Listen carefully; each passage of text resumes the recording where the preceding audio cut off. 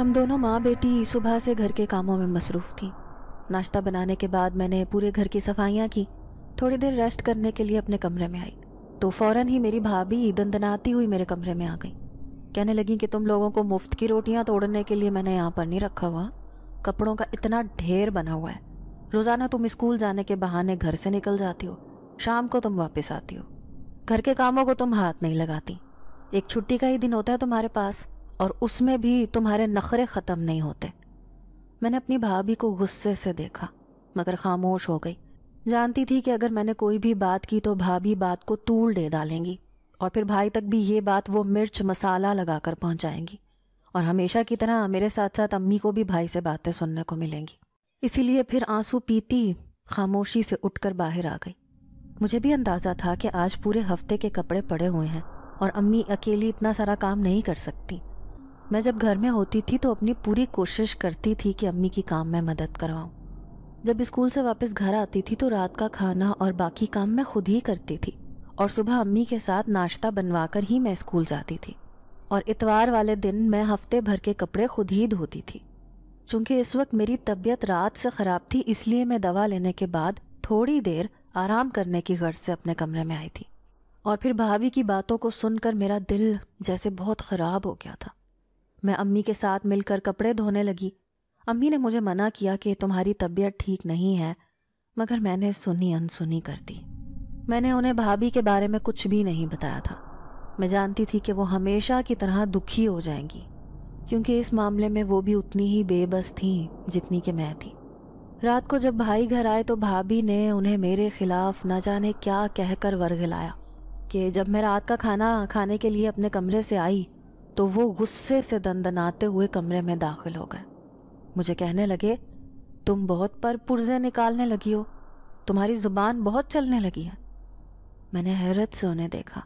ان کی آنکھوں میں اس قدر اجنبیت اور غصہ تھا جسے دیکھ کر مجھے ایک پل کو یہ بھول گیا کہ وہ میرے فرحان بھائی ہیں جو میرے ناز نخرے اٹھاتے تھے، مجھ سے بہت محبت کرتے تھے۔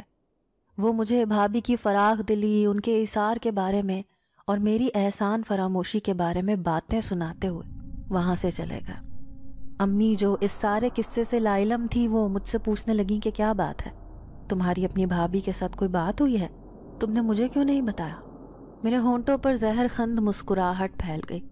بھابھی کو موقع دینے کی ضرورت پیش نہیں آتی، وہ خود ہی موقع ڈھونڈ لیتی ہیں، وہ خود ہی بات بنا لیتی ہیں۔ اسی وقت میرا چھوٹا بھائی سبحان بھی کمرے میں داخل ہو گیا۔ اسے کھانے دینے کے بعد میں اپنی آنکھوں پر بازو رکھ کر لیٹ گئی۔ امی کے سامنے تو میں نے کسی قسم کے رد عمل کا اظہار نہیں کیا تھا، مگر اب میری آنکھوں سے گرم آنسو سیال مادے کی صورت میں بہنے لگے، اور میں یہ سوچ رہی تھی کہ آخر خون کے رشتے پل بھر میں کس طرح سے بدل جاتے ہیں۔ یہی سوچتے سوچتے میں نہ جانے کب نیند کی وادیوں میں کھو گئی۔ اگلے دن امی کی آواز پر میری خود بخود آنکھ کھل گئی۔ نماز ادا کرنے کے بعد میں نے گھر کے کاموں میں امی کی مدد کروانی اور پھر میں اسکول آ گئی۔ پورا دن میرا ذہن اسی بات میں الجھا ہوا تھا کہ آخر میں کیا کروں، آخر ہم کب تک بھائی کے گھر میں یوں ملازموں کی طرح زندگی گزارتے رہیں گے، اور کب تک بھابھی ہمارے بارے میں جھوٹی سچی باتیں کر کے بھائی کو ہمارے خلاف ورگلاتی رہیں گی۔ مگر لگتا تھا کہ شاید اس بات کا کوئی حل نہیں تھا۔ میری تو چلو ایک نہ ایک دن شادی ہو جانی تھی، میں نے رخصت ہو کر وہاں سے چلے جانا تھا، مگر مجھے زیادہ فکر اپنی امی اور چھوٹے بھائی سبحان کی تھی۔ سبحان ابھی پڑھ رہا تھا، ابھی تک وہ اپنے پیروں پر کھڑا نہیں ہوا تھا، اور امی بھی میرے جانے کے بعد اکیلی رہ جاتی۔ نہ جانے بھابھی ان کے ساتھ کیا سلوک کرتی۔ اب تو میں گھر کے کاموں میں مدد کرواتی تھی امی کے ساتھ، میرے بغیر وہ کیا کرتی، اتنی ذمہ داریوں کو کیسے نبھا سکتی تھی۔ میرا ذہن انہی چیزوں میں الجھا ہوا تھا۔ ہمیشہ کی طرح وقت گزرنے کا احساس بھی نہیں ہوا تھا، اور پھر چھٹی کا وقت ہو گیا۔ میں کرایہ بچانے کی غرض سے اسکول پیدل آتی جاتی تھی، کیونکہ اسکول گھر سے زیادہ فاصلے پر نہیں تھا۔ 20 منٹ پیدل چلنے کے بعد میں اپنی منزل پر پہنچ جایا کرتی تھی۔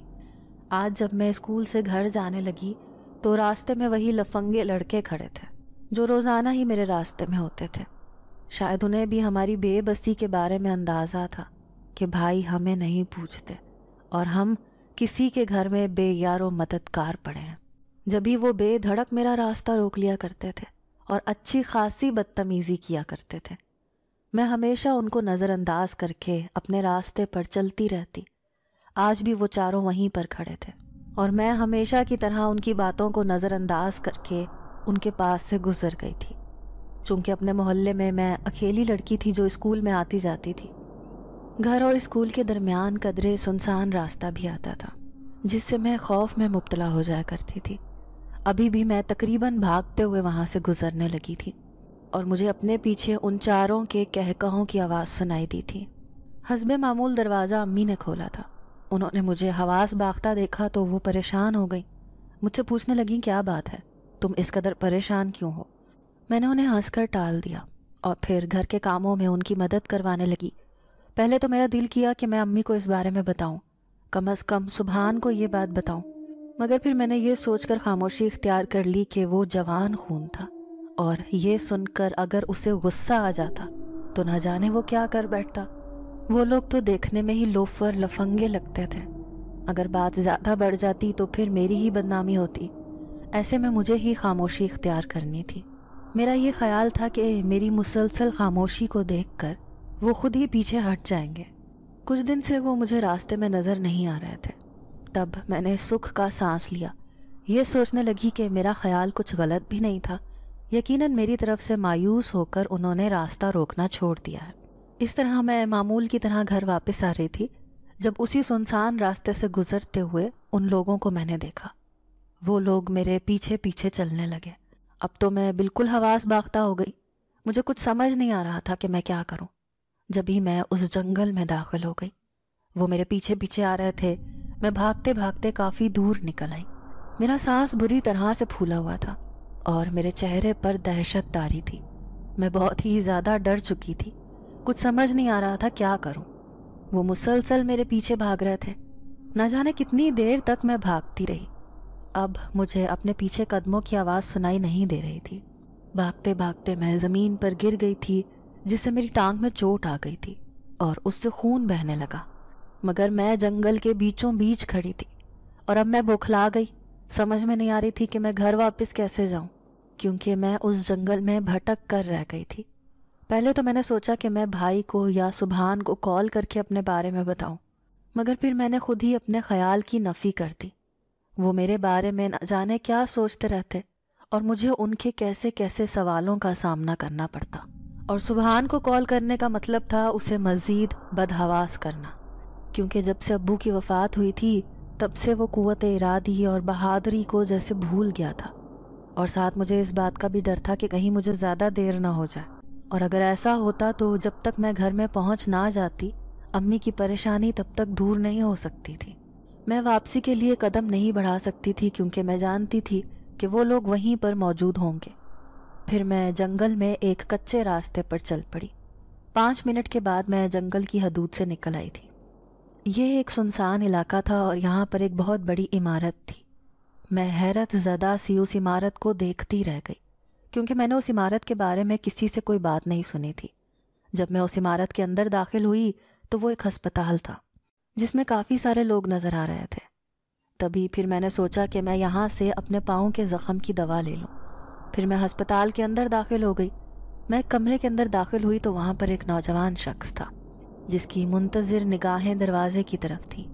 وہ کسی کا انتظار کر رہا تھا، بہت ہی زیادہ کمزور اور نڈھال لگ رہا تھا، مگر اس کے باوجود اس کے چہرے پر اس قدر حسن تھا کہ میں اس کو پلکیں جھپکائے بنا دیکھتی رہی۔ وہ بھی مجھے دیکھ کر حیران پریشان رہ گیا۔ میں جب واپس مڑنے لگی تو اس نے مجھے آواز دے کر روک لیا، کہنے لگا کہ آپ یہاں پر کیا کر رہی ہیں؟ اس کی بات سن کر میں حیران رہ گئی۔ کہنے لگی کہ ظاہر سی بات ہے، یہ ہسپتال ہے اور ہسپتال میں انسان کیوں آتا ہے؟ وہ میری بات پر مجھے غور سے دیکھنے لگا، پھر کہنے لگا کہ دراصل یہ ہسپتال آبادی سے بہت دور ہے اور اس کے بارے میں بہت کم لوگ ہی جانتے ہیں۔ ابھی وہ یہ بات کر ہی رہا تھا کہ وہاں پر ایک ڈاکٹر آ گیا۔ اس نے بھی پھر مجھے چونک کر دیکھا۔ میں نے ڈاکٹر کو اپنی ٹانگ کے زخم کے بارے میں بتایا تو وہ خاموشی سے میرے زخم کا معائنہ کرنے لگا۔ بار بار اس کی نظر بھی میرے چہرے کا طواف کر رہی تھی۔ بنا کوئی بات کیے اس نے میرے پاؤں پر دوا لگا دی، اور جب میں نے اس سے اس کا بل پوچھا تو وہ شائستگی سے کہنے لگا کہ یہ سرکاری ہسپتال ہے، یہاں پر علاج معالجہ فری میں کیا جاتا ہے، ہم آپ سے کسی قسم کا کوئی چارج نہیں کریں گے۔ پھر میں اس مریض کی طرف متوجہ ہو گئی جو ابھی تک پلکیں جھپکائے بنا مجھے دیکھے جا رہا تھا۔ اس کی آنکھیں بہت گہری تھیں، کچھ بولتی ہوئی، جیسے مجھ سے کچھ کہنا چاہ رہی ہوں مگر کہہ نہ پا رہی ہوں۔ میں نے اس کی بولتی نگاہوں کو نظر انداز کیا، اور پھر جب میں وہاں سے باہر نکل کر آ گئی تو وہ میرے پیچھے آیا، مجھے اپنی طرف متوجہ کرنے لگا۔ آپ کے پاس تو اتنا زیادہ چلنا مشکل ہو جائے گا، آپ کے پاس شاید کوئی سواری بھی نہیں ہے، یہاں سے کوئی رکشہ گاڑی ملتا بھی نہیں ہے، یہ جنگل ہے اور آپ اس جنگل میں بھٹک کر رہ جائیں گی، چلیں آپ کو میں اپنی گاڑی میں چھوڑ آتا ہوں۔ یہ سن کر میں پریشان ہو گئی، کہیں یہ مجھے کہیں اور نہ لے جائے، کیونکہ مجھے اس کی نظروں سے خوف محسوس ہو رہا تھا۔ میں نے اس سے شائستگی سے معذرت کر لی، اور جب قدم آگے کی طرف بڑھانے لگی تو وہ کہنے لگا کہ یہاں سے گھر جاتے ہوئے آپ کو بہت دیر لگ جائے گی، اور پھر آپ سے آپ کے گھر والے بھی طرح طرح کے سوال کریں گے۔ کیا آپ سب کے سوالوں کا سامنا کرنے کے لیے ذہنی طور پر تیار ہیں؟ میں نے اس بارے میں سوچا نہیں تھا، اور اب جو میں نے اس بات پر غور کیا تو مجھے اندازہ ہو گیا کہ اس کی بات بالکل ٹھیک ہے، اور اگر واپسی پر دوبارہ سے مجھے وہ لڑکے مل جاتے تو نہ جانے وہ میرے ساتھ کیا سلوک کرتے۔ یہی سوچ کر میں نے اس کے ساتھ جانے کی حامی بھر لی، مگر ابھی بھی میرے دل و دماغ پر جیسے خوف طاری تھا۔ اس کے ساتھ چلتے ہوئے میں عمارت سے باہر آ گئی، ساتھ ہی ایک لگژری گاڑی کھڑی تھی، اس نے مجھے گاڑی میں بٹھایا، تیزی سے گاڑی کو کچے راستے پر دوڑانے لگا۔ 1 منٹ کے بعد ہی میں اپنے گھر کے سامنے تھی۔ میں یہ دیکھ کر حیران پریشان رہ گئی، سوالیہ نظروں سے اس لڑکے کو دیکھنے لگی تو وہ میری حیرت کو دیکھ کر ہنسنے لگا، کہنے لگا یہ شارٹ کٹ راستہ ہے جس کی وجہ سے آپ اتنی جلدی اپنے گھر پہنچ گئی ہیں۔ حیرت مجھے اس بات کی تھی کہ میں اس ہسپتال اور عمارت کے بارے میں نہیں جانتی تھی۔ تبھی میں بنا کچھ کہے اس کی گاڑی سے نکل آئی۔ میں نہیں چاہتی تھی کہ بھابھی یا کوئی مجھے دیکھ لیتا تو پھر نہ جانے کیا افسانہ بن جاتا۔ جب میں گھر کے اندر داخل نہ ہو گئی تب تک وہ اپنی جگہ پر ہی کھڑا رہا۔ میرے چہرے پر زردی دیکھ کر امی چونک گئی، کہنے لگی کہ کیا ہوا ہے۔ تب میں نے انہیں اپنی ٹانگ کے زخم کے بارے میں بتایا کہ میں گر گئی تھی اور مجھے زخم آ گیا ہے۔ شام تک اس زخم کی تکلیف کی وجہ سے مجھے بخار بھی ہو گیا تھا۔ امی نے مجھے آرام کرنے کو کہا اور خود میرے لیے ہلدی والا دودھ گرم کر کے لے آئی۔ تب میں نے امی سے باتوں باتوں میں جنگل والے ہسپتال کا ذکر کیا، کیونکہ ڈاکٹر نے بتایا تھا کہ یہ سرکاری ہسپتال ہے اور یہاں پر علاج معالجہ فری میں کیا جاتا ہے۔ امی نے بھی اس ہسپتال کے بارے میں لا علمی کا اظہار کیا کہ وہ اس کے بارے میں کچھ نہیں جانتی۔ امی کو کتنے ٹائم سے گھٹنوں کی اور جوڑوں کی تکلیف تھی، اور وہ بھائی سے یہ بات کہتے ہوئے بھی ہچکچاتی تھی، کیونکہ جب بھی وہ بھائی سے ڈاکٹر کے پاس جانے کی بات کرتی تو وہ گھر کے اخراجات کا رونا شروع کر دیتے تھے، اور امی آنسو پی کر رہ جاتی۔ مجھ سے امی کی بے بسی اور تکلیف دیکھی نہیں جاتی تھی، اس لیے میں نے یہ سوچا کہ امی کو میں اس ہسپتال میں ضرور لے کر جاؤں گی۔ میں نے اس ہسپتال کا راستہ دیکھ لیا تھا اور اب میں آسانی سے امی کے ساتھ وہاں پر جا سکتی تھی۔ حیرت مجھے اس بات پر تھی کہ میرے ساتھ ساتھ میرے گھر والے بھی اس ہسپتال کے بارے میں لا علم تھے۔ میری ٹانگ کا زخم کافی گہرا تھا، اسی لیے میں نے اسکول سے بھی 2-3 دن کی چھٹیاں لے لی تھیں۔ رات کو جب میں سو رہی تھی تو اچانک مجھے اپنے پاس کسی کی موجودگی کا احساس ہوا۔ میں نے جھٹ سے اپنی آنکھیں کھول دی۔ مجھے اپنے کانوں کے قریب ایک سرگوشی سنائی دی کہ اب کیسی طبیعت ہے؟ میں اپنی جگہ سے اچھل کر بیٹھ گئی، اور جب کمرے پر نظر دوڑائی تو امی اور سبحان اپنے اپنے بستر پر سو رہے تھے۔ میرے پاس کوئی بھی نہیں تھا، تو وہ کون تھا جس نے میرے کان کے پاس آ کر سرگوشی کی تھی؟ یہ آواز مجھے کچھ جانی پہچانی سی لگ رہی تھی، مگر مجھے یہ یاد نہیں آ رہا تھا کہ میں نے یہ آواز کہاں سنی تھی۔ اس کے باوجود خوف کی ایک شدید لہر میرے پورے وجود میں سرایت کر گئی تھی۔ باقی کی رات میری آنکھوں میں ہی کٹی تھی۔ صبح کے قریب میری آنکھ لگی تو پھر امی کے اٹھانے پر ہی میں جاگی۔ اسکول میں بھی سارا دن میں اسی آواز کے بارے میں ہی سوچتی رہی۔ کافی دنوں سے مجھے وہ لڑکے نظر نہیں آئے تھے، مگر مجھے یہی ڈر تھا کہ اس دن جب میں ان کے ہاتھ سے نکل کر بھاگی تھی کہیں وہ دوبارہ سے میرے پیچھے نہ آ جائے۔ مگر شاید اب انہوں نے اپنا ارادہ بدل لیا تھا، یا شاید اب وہ کسی اور لڑکی کے پیچھے تھے، مگر میرے لیے یہ خوشی کا مقام تھا کہ میری ان سے جان چھوٹ گئی تھی۔ ایک خوف کا احساس جو مجھے اپنے گھیرے میں لیے رکھتا تھا، اس سے میں ہمیشہ کے لیے خلاصی پا چکی تھی، مگر یہ میری خام خیالی تھی۔ اچانک سے میرے پاس ایک گاڑی کے ٹائر چرچرائے اور اس گاڑی میں سے وہی لڑکے باہر نکلے۔ انہوں نے مجھے زبردستی پکڑ کر اس گاڑی میں بٹھا دیا۔ میں نے شور مچانا شروع کر دیا۔ تبھی میرے منہ پر ایک لڑکے نے رومال رکھ دیا، جس سے میں وہیں پر بے ہوش ہو گئی۔ اب کی بار جب مجھے ہوش آیا تو میں ایک کمرے میں تھی اور اس کی زمین پر پڑی ہوئی تھی۔ خود کو دیکھ کر میں نے شکر ادا کیا، کیونکہ میں ابھی تک اسی طرح سے برقعے میں ہی ملبوس تھی جیسے میں اپنے گھر سے آئی تھی۔ یہ دیکھ کر مجھے اندازہ ہو گیا کہ میری عزت ابھی تک محفوظ ہے، مگر سوال یہ تھا کہ کب تک میں یہاں پر محفوظ رہ سکتی تھی۔ اور جب میرا دھیان اپنے گھر والوں کی طرف آیا تو میرا خوف سے برا حال ہو گیا۔ نہ جانے امی میرے بارے میں کیا سوچ رہی ہوں گی اور مجھے یہاں پر کتنی دیر گزر چکی ہوگی۔ اب تو میں بے تحاشا ڈر چکی تھی۔ تبھی مجھے اپنے کان کے پاس ایک سرگوشی سنائی دی کہ جلدی سے یہاں سے نکلنے کی تیاری کرو، ایسا نہ ہو کہ تم کسی مصیبت میں مبتلا ہو جاؤ۔ اور میں معافی چاہتا ہوں، آج میں ضروری کام میں مصروف تھا، جبھی میں تمہاری طرف سے ذرا سا غافل ہو گیا تھا۔ یہ وہی مانوس آواز تھی جو اس سے پہلے میں سن چکی تھی۔ تبھی میں نے دیکھا کمرے کا دروازہ کھلا ہوا تھا اور آس پاس کوئی بھی نظر نہیں آ رہا تھا۔ اسی وقت میں یہاں سے بھاگ کر باہر نکلی تو مجھے اندازہ ہوا کہ مجھے یہاں پر آئے ہوئے زیادہ دیر نہیں ہوئی۔ پھر فوراً سے بھاگتے ہوئے میں مین روڈ پر آئی۔ وہاں سے مجھے ایک رکشہ مل گیا اور میں جلدی سے اس رکشے پر سوار ہو کر اپنے گھر آ گئی۔ امی نے میری حالت دیکھی تو وہ چونک گئی۔ وہ صحن میں ہی پریشانی سے ٹہل رہی تھیں، میرا انتظار کر رہی تھیں، کیونکہ میں معمول سے لیٹ ہو چکی تھی۔ مجھے دیکھتے ہی وہ شروع ہو گئی کہ اتنی دیر سے میں تمہارا انتظار کر رہی ہوں، تم کہاں پر تھی؟ میں نے امی کو کہا کہ آج اسکول میں ایمرجنسی ایک میٹنگ تھی، اس وجہ سے مجھے وہاں پر اتنی دیر ہو گئی۔ امی غصہ کرنے لگی، تمہیں مجھے کم از کم اطلاع تو دے دینی چاہیے تھی، جانتی ہو میں تمہاری وجہ سے کتنی پریشان رہی ہوں۔ میں نے امی سے معافی مانگی، انہیں کہا کہ میں آئندہ ایسا نہیں کروں گی۔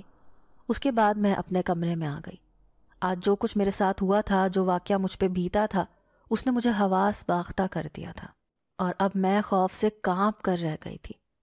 رات کو جب میں اپنے بستر پر دراز تھی، امی اور سبحان سو رہے تھے، تب مجھے اپنے کان کے آس پاس وہی سرگوشی سنائی تھی کہ اب تمہیں کسی سے بھی ڈرنے کی کوئی ضرورت نہیں ہے، ان لوگوں نے جو کیا ہے انہیں میں نے اس کا مزہ چکھا دیا ہے، اب وہ کبھی تمہارے راستے میں نہیں آئیں گے۔ یہ آواز سن کر مجھے اطمینان ہو گیا اور میں یہ سوچ کر خوش ہو گئی کہ میرے ساتھ کوئی تو تھا۔ میں جو خود کو ہمیشہ اکیلی اور غیر محفوظ تصور کرتی تھی، اب کوئی تو تھا جو میرے ساتھ تھا، جو میری حفاظت کر رہا تھا، جس کو میرا خیال تھا۔ اور پھر اگلے دن جب میں اسکول گئی تو دوبارہ مجھے وہ لڑکے کہیں بھی نظر نہیں آئے۔ اتوار والے دن سارے کاموں سے فارغ ہونے کے بعد جب میں اخبار دیکھ رہی تھی، تبھی میری نظر ایک نوکری کے اشتہار پر پڑی۔ ان کی ریکوائرمنٹ کے مطابق میری تعلیم اور سکلز تھیں، تبھی میں نے اپنی قسمت آزمانے کا فیصلہ کیا اور انٹرویو دینے کے لیے اس آفس میں چلی گئی۔ جب میں وہاں پر پہنچی تو وہاں پر مجھ سے زیادہ قابلیت والے لوگ تھے، جن کے پاس جاب کا ایکسپیرینس بھی تھا، اور مجھے بالکل بھی اس بات کی امید نہیں تھی کہ مجھے یہ نوکری مل سکتی ہے۔ مگر میری حیرت کی انتہا نہیں رہی۔ ان لوگوں نے مجھے نوکری کے لیے سلیکٹ کر لیا تھا اور اپائنٹمنٹ لیٹر بھیج کر مجھے باقاعدہ کال بھی کی تھی۔ ان کا سیلری پیکیج بھی بہت اچھا تھا اور پک اینڈ ڈراپ کی بھی وہ لوگ سہولت دے رہے تھے۔ میری خوشی سے آنکھوں میں آنسو آ گئے۔ امی بھی مجھے خوش دیکھ کر مطمئن ہو گئی تھیں۔ اب میں نے سوچ لیا تھا کہ جلد ہی ہم لوگ یہاں سے چلے جائیں گے۔ اس بات کا اظہار میں نے امی سے بھی کر دیا تھا۔ اب جب میں اپنے آفس جانے لگی تو بھابھی مجھے عجیب نظروں سے دیکھنے لگی۔ مہینے کے بعد جب مجھے تنخواہ ملی تو بھابھی نے گھر کے اخراجات کا رونا شروع کر دیا کہ یہ سب اکیلے کرنا بھائی کے بس کی بات نہیں ہے اور نہ ہی صرف ان کا فرض ہے، مجھے بھی گھر کے اخراجات میں اپنا حصہ ڈالنا ہوگا۔ اور میں جو یہ سوچ رہی تھی کہ امی کو میں کسی اچھے سے ڈاکٹر کے پاس لے کر جاؤں گی، تو میں اپنا سا منہ لے کر رہ گئی۔ امی کے کہنے پر ہی آدھی تنخواہ گھر کے اخراجات میں گزر جاتی، باقی کی سبحان کی پڑھائی اور میرے ذاتی اخراجات میں ختم ہو جاتی۔ اس کے باوجود بھابھی کے ماتھے کی تیوریاں ختم ہونے میں نہیں آتی تھیں۔ وہ ہر وقت مہنگائی اور گھر کے اخراجات کو ہی جتاتی رہتی تھیں۔ پھر میں نے امی کو کہا کہ میں نے اپنی ایک دوست کو ایک چھوٹا سا گھر دیکھنے کے لیے کہا ہے جس میں ہم تینوں آرام اور سکون سے رہیں گے۔ امی کو میری اس بات سے اختلاف نہیں تھا اور سبحان بھی میری بات کا حامی تھا۔ وہ مجھے کہنے لگا کہ جیسے ہی میرے پیپرز کلیئر ہو جاتے ہیں تو میں بھی ساتھ ہی کوئی چھوٹی موٹی جاب کر لوں گا اور پڑھائی کے ساتھ ساتھ میں کام بھی کروں گا۔ میں نے اسے ڈانٹ کر خاموش کروا دیا اور کہا کہ جب تک تمہاری پڑھائی مکمل نہیں ہو جاتی تم جاب کرنے کا نام نہیں لوگے۔ اس دن جب مجھے آفس سے چھٹی ہوئی تو میں امی کو لے کر ہسپتال میں آ گئی جہاں پر میں اس دن آئی تھی۔ کتنی دیر تک ہم لوگ یہاں پر پھرتے رہے، میں یہ دیکھ کر حیران پریشان رہ گئی کہ وہاں پر سوائے جنگل اور ویرانی کے کچھ بھی نہیں تھا۔ میں آگے پیچھے مڑ کر دیکھتی رہی مگر مجھے کوئی بھی عمارت نظر نہیں آ رہی تھی۔ امی مجھے دیکھ کر ہنسنے لگی۔ تم کہیں پاگل تو نہیں ہو گئی؟ میں نے تمہیں پہلے ہی کہا تھا کہ اس جنگل میں اگر ایسی ویسی کوئی عمارت ہوتی تو ہم لوگوں کو ضرور پتہ ہوتا، مگر تم کسی کی سنتی کہاں ہو۔ اب خواہ میں تم مجھے یہاں پر لے کر آ گئی ہو۔ گھر میں اتنے کام تھے مگر تمہاری ضد کی وجہ سے وہ کام چھوڑ کر یہاں آنا پڑا۔ مجھے اپنی آنکھوں پر یقین نہیں آ رہا تھا۔ یہاں پر میں نے خود وہ ہسپتال دیکھا تھا، میں خود یہاں آئی تھی، تو اب وہ عمارت کیسے غائب ہو سکتی تھی؟ رات کو میں اسی بارے میں ہی سوچ رہی تھی جب وہی آواز مجھے پھر سے سنائی دی کہ کچھ باتیں ایسی ہوتی ہیں جو انسانوں کی سمجھ میں نہیں آتی۔ میں یہ آواز سن کر ٹھٹک گئی، اپنی چارپائی پر اٹھ کر بیٹھ گئی۔ امی اور سبحان کی طرف دیکھا تو وہ دونوں بے خبر سو رہے تھے۔ میں نے اس سے کہا کہ کیا مطلب ہے اس بات کا؟ تب وہ کہنے لگا کہ آج تم جس عمارت میں گئی تھی وہ کبھی بھی تم انسانوں کو نظر نہیں آ سکتی۔ وہ تم انسانوں کی نظروں سے اوجھل ہے کیونکہ وہ ہم جنات کا ہسپتال ہے۔ مجھے اپنے کانوں پر یقین نہیں آیا۔ میں نے اسے کہا کہ میں اس دن تو اس عمارت میں گئی تھی، تب تو میری نظروں سے وہ اوجھل نہیں ہوئی۔ تو وہ مانوس آواز پھر سے سنائی دی کہ تب تم مصیبت میں تھی، تب تم مجبور تھی، تمہیں کسی کی مدد کی ضرورت تھی اور شاید اسی وجہ سے تمہیں وہ عمارت نظر آ رہی تھی۔ اور میں نے جب تمہیں دیکھا تو تمہیں دیکھ کر میں ٹھٹک کر رک گیا تھا کیونکہ اس سے پہلے کبھی کوئی انسان اس عمارت میں داخل نہیں ہوا تھا، اور تمہیں اپنے سامنے دیکھ کر مجھے حیرت کا شدید جھٹکا لگا تھا۔ اگلے دن امی نے جب سبحان کو یہی بات بتائی تو وہ بھی ہنسنے لگا۔ ان دونوں کے ہنسنے سے میں شرمندہ ہو گئی۔ امی کو کہنے لگی کہ میری ایک کولیگ نے مجھے بتایا تھا کہ یہاں پر ایک ہسپتال ہے، اسی لیے میں آپ کو وہاں پر لے کر چلی گئی۔ مجھے کیا پتا تھا وہ محض جھوٹ بول رہی ہے۔ دن اب بھی پہلے کی طرح بے کیف سے گزر رہے تھے۔ بھابھی بھی بات بات پر میرے ساتھ لڑائی کرنے کی کوشش کرتی اور میں ہمیشہ ان کو نظر انداز کر دیا کرتی تھی۔ اس دن جب میں آفس سے گھر آئی تو امی کمرے میں ہی تھی۔ ان کے چہرے سے کافی پریشانی چھلک رہی تھی۔ میرے پوچھنے پر وہ بتانے لگی کہ اب تمہیں پہلے سے زیادہ محتاط ہو کر رہنا پڑے گا۔ میں نے امی کو حیرت سے دیکھا اور کہا کہ میں تو ویسے ہی محتاط رہتی ہوں، اب ایسا کیا ہو گیا؟ امی نے بتایا کہ تمہاری بھابھی کا خالہ زاد بھائی یہاں پر رہنے کے لیے آ رہا ہے اور تم ضرورت کے بغیر اس کے سامنے مت آنا جانا۔ اپنی بھابھی کو تم جانتی ہو بہت اچھی طرح سے، پر کا کوا بنانے میں ماہر ہے۔ تب میں ہنس پڑی۔ امی کو کہنے لگی کہ اگر بھابھی کو بات بنانی ہوگی تو انہیں کوئی موقع دینے کی ضرورت پیش نہیں آئے گی کیونکہ وہ اپنے پاس سے بھی باتیں بنانے میں مہارت رکھتی ہیں۔ اس بات کی تو امی بھی قائل تھی۔ پھر مجھے کہنے لگی کہ آہستہ بولو، اگر اس نے سن لیا تو خواہ میں گھر میں مزید جھگڑا بن جائے گا۔ اب بھابھی کے کزن کے آنے کی وجہ سے امی کا کام مزید بڑھ گیا تھا۔ وہ بھی جیسے امی سے نت نئی فرمائشیں کرتا رہتا۔ میں جب امی کو تھکن سے چور دیکھتی تو میں ان پر غصہ کرنے لگتی اور وہ مسکرا کر کہہ دیتی کہ وہ بچہ اتنی محبت سے مجھ سے فرمائش کرتا ہے تو میں اس کی فرمائش کو رد نہیں کر سکتی۔ تب میں کوفت میں مبتلا ہو جاتی تھی۔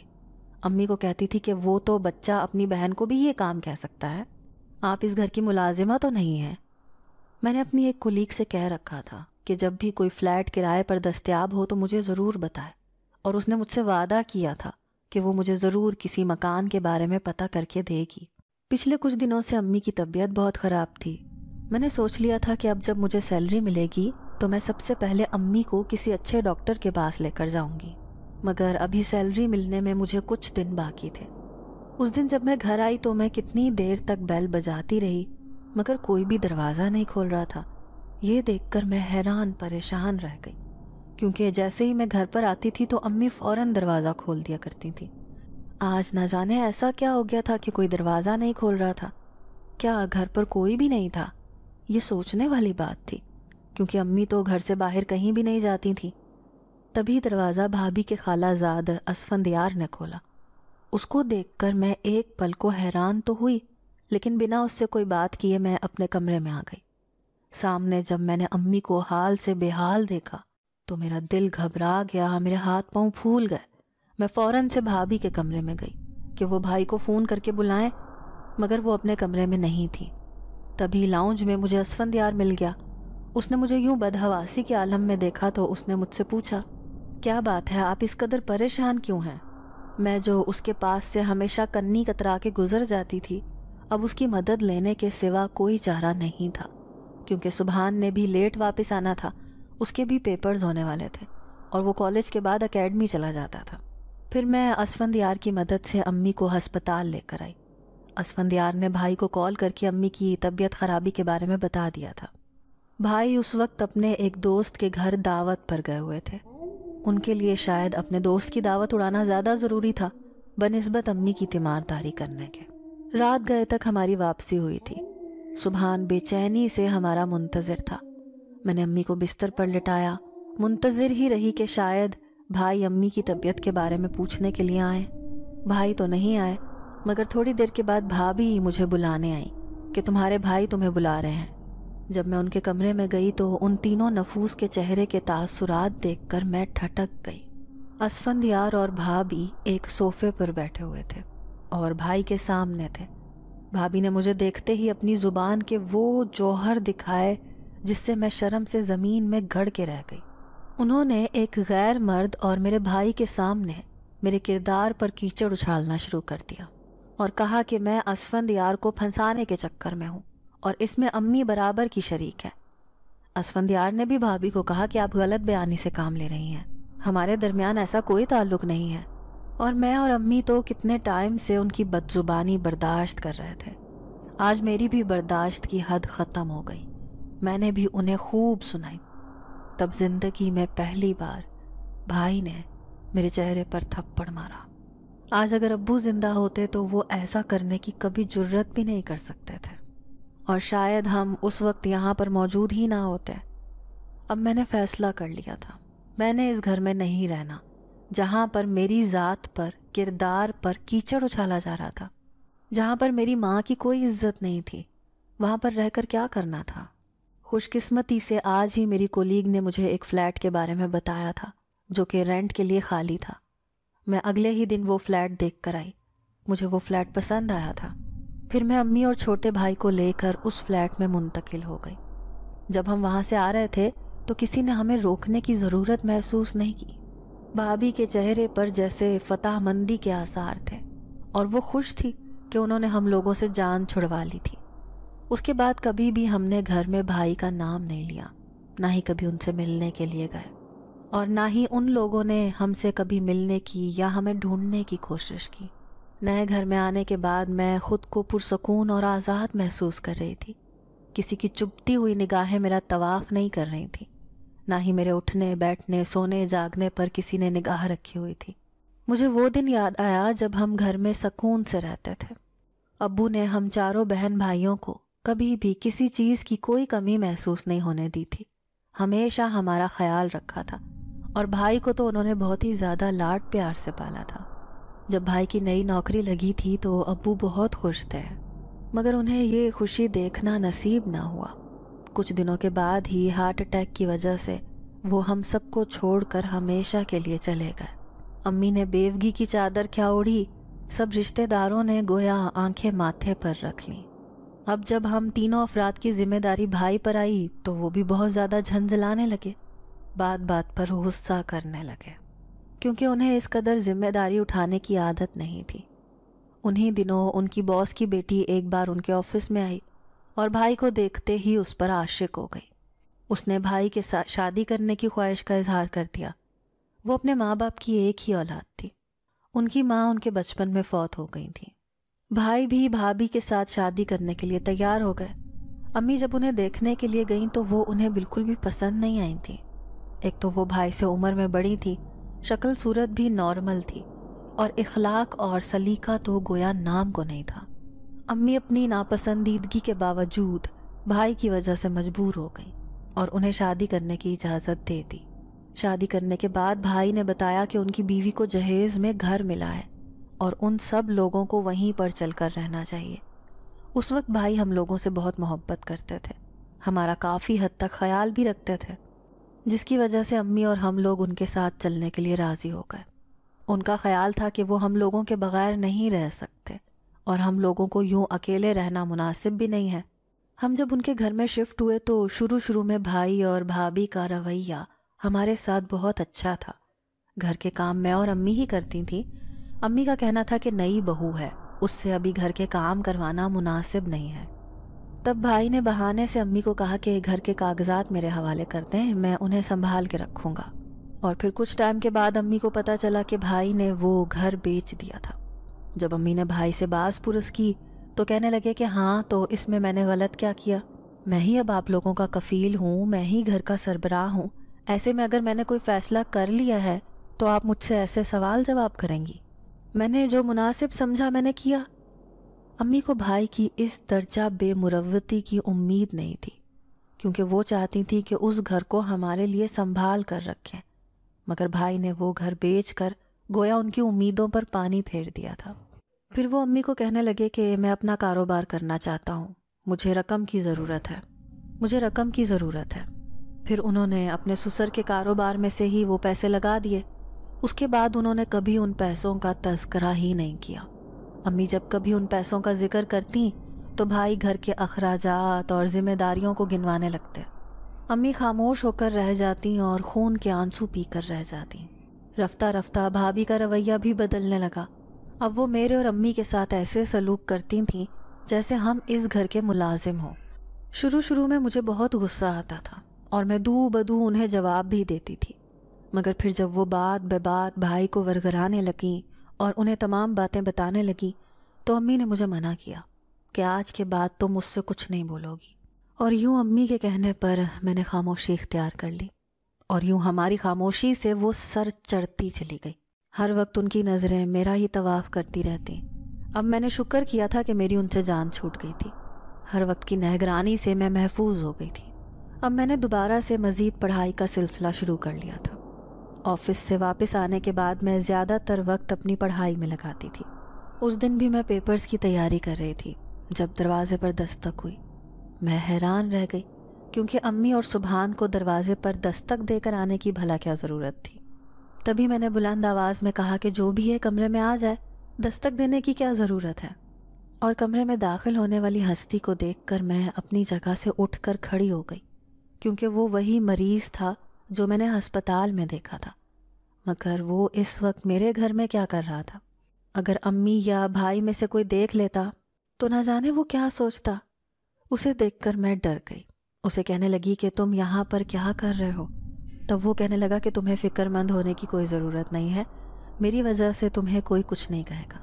اس کے ہونٹوں پر عجیب سی مسکان پھیلی ہوئی تھی، اور یہ مانوس آواز سن کر تو میں حیران پریشان رہ گئی، کیونکہ یہ وہی آواز تھی جو مجھے ہمیشہ اپنے آس پاس سنائی دیتی تھی، اور آج پہلی بار وہ میرے روبرو تھا، اور میں یہ نہیں جانتی تھی کہ وہ وہی شخص تھا جو اس دن مجھے ہسپتال میں ملا تھا، اور اس وقت بھی اس کے چہرے پر زردی طاری تھی، اور اب بھی اس کے چہرے پر ویسی ہی زردی اور نکاہت چھائی ہوئی تھی۔ وہ بہت بیمار لگ رہا تھا۔ پھر وہ کہنے لگا کہ تمہیں اندازہ تو ہو گیا ہوگا کہ میں کون ہوں۔ میں نے نفی میں سر ہلایا۔ میں تم انسانوں میں سے نہیں ہوں، میں قبیلہ جنات میں سے ہوں۔ میرا نام شاہ جہان ہے، اور میں تمہارے ساتھ تب سے ہوں جب سے تم اس ہسپتال میں آئی تھی۔ تبھی مجھے وہ دن یاد آ گیا، اور پھر میں نے اس سے پوچھا کہ تم اس قدر بدحال کیوں نظر آ رہے ہو؟ آخر تمہیں کیا مسئلہ ہے؟ میری بات کے جواب میں وہ پھیکی سی ہنسی ہنس دیا۔ کہنے لگا کہ میں ایک لا علاج مرض میں مبتلا ہو گیا ہوں۔ میں اپنا علاج کروانے کی ہر ممکن صحیح کی ہے، مگر مجھے کہیں سے بھی افاقہ نہیں مل رہا۔ یہ سن کر مجھے بہت افسوس ہوا۔ میں اس سے کہنے لگی کہ فکر مت کرو، اللہ کی رحمت سے کبھی بھی مایوس نہیں ہونا چاہیے، اللہ نے چاہا تو جلد ہی صحت یاب ہو جاؤ گے۔ تب وہ کہنے لگا کہ جب تک تمہیں اپنے آس پاس میری آواز اور میری خوشبو کا احساس ہوتا رہے گا۔ تم سمجھ لینا کہ میں زندہ ہوں، اور جب تمہیں میری موجودگی کا احساس ہونا ختم ہو جائے تو سمجھ جانا کہ میں اس دنیا سے چلا گیا ہوں۔ اس کی بات سن کر میں نے اسے کہا کہ اللہ کی ذات سے کبھی بھی نا امید نہیں ہونا چاہیے، اللہ نے چاہا تو تم ضرور صحت یاب ہو جاؤ گے۔ اس کے بعد اکثر ہی وہ میرے پاس آتا رہتا تھا، روزانہ میرے ساتھ باتیں کرنے میں بہت سارا وقت گزارتا تھا۔ میرے پیپرز ختم ہو گئے تو میں نے بھی خدا کا شکر ادا کیا کہ ایک طرح سے میرے سر سے یہ مصیبت جیسے ٹل گئی تھی۔ اس دن جب میں گھر آئی تو گھر میں چہل پہل نظر آ رہی تھی۔ میں سیدھا ڈرائنگ روم میں گئی تو وہاں پر ایک خاتون تھی۔ مجھے دیکھ کر وہ مجھے بڑے پیار سے ملی۔ ان سے ملنے کے بعد میں اپنے کمرے میں آ گئی۔ ان کے جانے کے بعد مجھے امی نے بتایا کہ یہ اسفندیار کی امی تھی۔ یہ سن کر مجھے غصہ آ گیا، بھلا بھابھی کی خالہ کا ہمارے گھر میں کیا کام؟ تب امی نے بتایا کہ وہ اسفندیار کے لیے میرا رشتہ مانگنے آئی تھی۔ میرا تو دماغ بھگ سے اڑ گیا۔ میں بھابھی کی شکل بھی دیکھنا نہیں چاہتی تھی، اور ان کے کزن کے ساتھ رشتہ جوڑنا میرے لیے ممکن نہیں تھا۔ امی بھی پہلی بار ضد پہ اڑ گئیں، کہنے لگیں کہ تمہاری زندگی کا فیصلہ میں تمہاری بے وقوفی کی نظر نہیں کر سکتی، ویسے بھی وہ مجھے تمہارے لیے بہت پسند ہے۔ اگر تم اپنی بھابھی کی وجہ سے انکار کر رہی ہو تو وہ اپنی کزن سے بہت مختلف ہے، بلکہ وہ تو تمہاری بھائی اور بھابھی کو ہمیشہ ان کے رویے کا احساس دلاتا رہتا تھا۔ ان لوگوں کا رویہ ہمارے ساتھ اچھا نہیں ہے، اور کئی بار وہ مجھے بھی یہ کہتا تھا کہ آپ کی بیٹی بہت ہی زیادہ بہادر ہے، تمہاری وہ ہمیشہ ہی تعریف کیا کرتا تھا۔ اس کی آنکھوں میں نے تمہارے لیے پسندیدگی اور احترام دیکھا ہے، اس لیے میں چاہتی ہوں کہ میں اسی کے ساتھ تمہارا رشتہ طے کروں۔ مگر امی، اگر میں یہاں سے چلی گئی تو سبحان کی پڑھائی ادھوری رہ جائے گی، اور آپ کو کون دیکھے گا؟ امی کہنے لگیں کہ سبحان نے پارٹ ٹائم نوکری کرنے کا فیصلہ کر لیا ہے، اور تم ہماری فکر مت کرو، ہمارا اللہ رازق ہے اور وہ انسان کے لیے بہترین فیصلہ کرنے والا ہے۔ امی نے میرے لیے فرار کی تمام راہیں بند کر دی تھی، اور پھر انہی دنوں بھائی اور بھابھی نے بھی امی سے آ کر معافی مانگی۔ نہ جانے کیسے انہیں اپنی غلطیوں کا احساس ہو گیا تھا، یا اسفندیار کا انہیں بار بار دیا گیا لیکچر تھا، یا خدا نے ان کے دل میں ہدایت ڈال دی تھی۔ انہوں نے امی سے اپنے رویے کی معافی مانگی۔ مجھے بھی انہوں نے کہا کہ میرے ساتھ بھی انہوں نے بہت زیادہ زیادتیاں کی ہیں، مگر میں نے جو محرومیاں دیکھی تھیں وہ میرے دل سے اتنی آسانی سے نہیں نکل سکتی تھیں۔ جب بھی میں نے انہیں کچھ بھی نہیں کہا، کوئی گلہ شکوہ نہیں کیا، مگر دل میں ان سے ناراض تھی۔ پھر جب شادی کے موقع پر انہوں نے اپنی طرف سے میرے لیے جہیز دینے کی بات کی تو میں نے امی کو صاف طور پر کہہ دیا کہ مجھے ان سے کچھ بھی نہیں چاہیے۔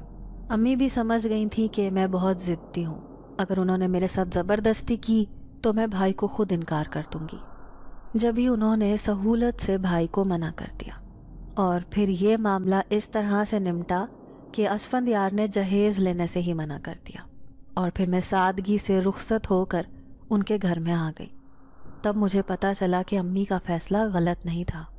انہی دنوں بھائی نے امی کو واپس اپنے گھر میں لے جانے کے لیے بولا، مگر سبحان نے اس معاملے میں ان کی ایک بھی نہیں چلنے دی۔ کہنے لگا ہم دونوں یہیں پر ٹھیک ہیں، اور میں اپنا اور اپنی ماں کا خرچہ اٹھا سکتا ہوں، آپ کو ہماری فکر کرنے کی ضرورت نہیں ہے۔ تب بھائی کے چہرے پر شرمندگی اور ندامت کے آثار تھے۔ مجھے سبحان کے اس فیصلے سے بہت خوشی ہوئی تھی۔ صبح کے وقت وہ جاب کرتا تھا، شام کے وقت وہ اپنی پڑھائی کو جاری رکھے ہوئے تھا، وہ ڈبل محنت کر رہا تھا، مگر اس کے باوجود وہ خوش تھا کیونکہ وہ آزادی کے ساتھ اپنی زندگی گزار رہا تھا۔ یہاں پر اس کی ماں کو تانے دینے والا، بے عزت کرنے والا کوئی نہیں تھا۔ پچھلے کچھ دنوں سے مجھے اس جن ذات کی موجودگی محسوس نہیں ہو رہی تھی۔ میرا دل جیسے یہ سوچ کر بے چین تھا کہ کہیں اس سے کچھ ہو نہ گیا ہو، اور میرا دل یہ سوچ کر جیسے ہولنے لگا تھا کیونکہ مجھے اس سے عجیب سی انسیت ہو گئی تھی۔ اور پھر اس بات کو کتنے ہی سال گزر گئے، اس کے بعد نہ تو میں نے کبھی اس کی خوشبو کو محسوس کیا، نہ ہی کبھی وہ آواز دوبارہ سے سنی، اور پھر کتنے سالوں بعد وہ مانوس خوشبو میرے آس پاس محسوس ہوئی تو میں جیسے خوشی سے جھوم اٹھی۔ تب مجھے وہی سرگوشی نما آواز سنائی دی۔ میں نے اس سے پوچھا کہ تم کہاں تھے؟ تب وہ کہنے لگا کہ وہ علاج کے سلسلے میں دور دراز علاقے میں گیا ہوا تھا، اور جب وہ وہاں سے فارغ ہوا تو یہاں پر آ گیا۔ اب اکثر ہی جیسے مجھے اس کی موجودگی کا احساس ہوتا تھا۔ जिंदगी जैसे सहल हो गई थी।